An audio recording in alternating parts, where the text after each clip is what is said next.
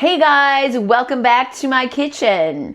Today we're going to make a safe for canning sweet pizza sauce. Now you guys out there that make your own pizza, this is what you've been waiting for. Here in the Northeast, we do sweet pizza sauce, so it's our thing. So get your canning jars ready and let's go. Okay, so the first thing that we need for this recipe is we need a tomato sauce. Now the tomato sauce, you can start out with tomato sauce. You could buy tomato sauce, or maybe you already have some that's already made in the basement that you've already canned. Well, you can still use that tomato sauce, but maybe it's not thick enough. If it isn't, what you can do is still cook it down and reduce it, because what we're looking for is a thick consistency. Because we don't want a runny pizza, do we? No, we don't. So when you make ketchup or, well, tomato paste, you remove a lot of water. In this case, we're gonna remove that much, but we are going to take a lot out. I think I'm gonna get a little bit closer just to show you guys what I'm talking about. Now, can you see how that bubbling is occurring? You see how the bubbles are large in the way that they're popping? This is the thickness that we're looking for. Now, if I go like this, you can kind of still see a little trail as I go across here, right? And when I go like this, see how it kind of mounds up a little bit? It doesn't, boom, fall back together right away. That's how you can tell that your sauce is thick enough. That's the type of consistency that we're looking for. Let's get the rest of our stuff. Next, in a separate pan, we're going to saute the onions in olive oil until they're soft.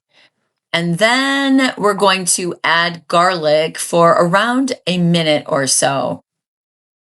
The onions have been sauteed and the garlic, and now we're ready to add all of our spices and our sugars to our sauce. And after we do that, then we'll just jar it up.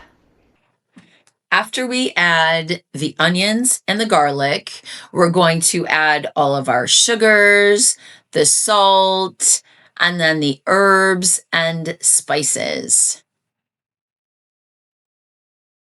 Because this recipe is safe for canning, we need to add some lemon juice to it to make sure that the acidity levels are where they're supposed to be.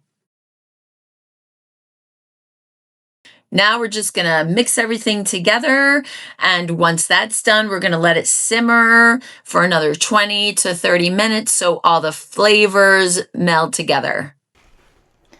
Okay, so we're about ready to can up this sauce. So let's talk about the type of canning equipment that I'm using today.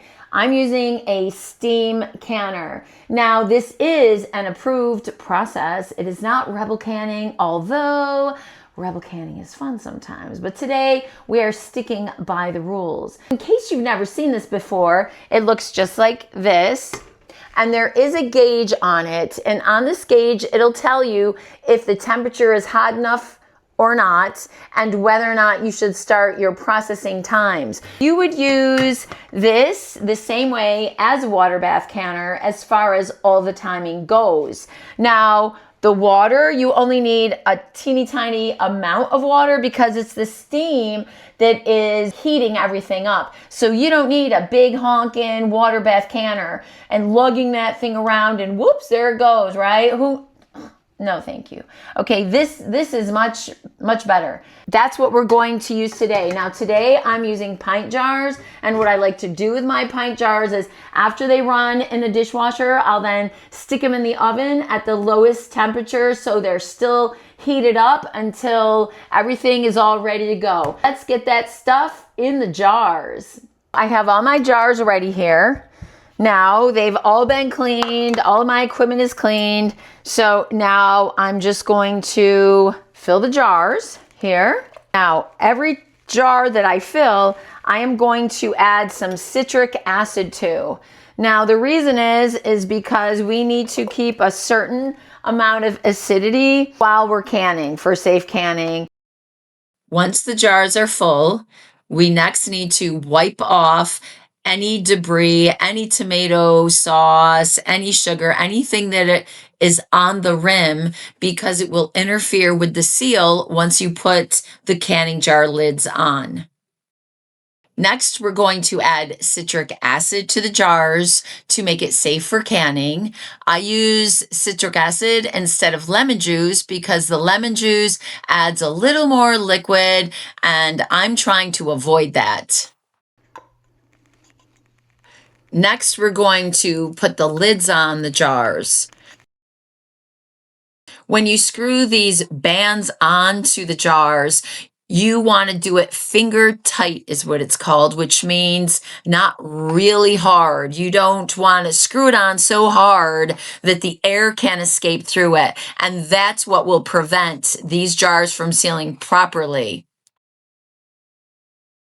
Next, we're going to add the jars to the canner. Processing times are 35 minutes for pints and 40 minutes for quarts. Hey, so it looks like we got a decent amount of pizza sauce here today. Whenever you're making these recipes, you can always change whatever you want in them, okay? If you want more herbs, more spice, more whatever, less sugar, all of that, you can do that. And that is what the beauty is of you making all of your own stuff from scratch. You can suit it to your needs and your taste. I'll put the recipe in the description, and thanks so much for being with me. Until next time.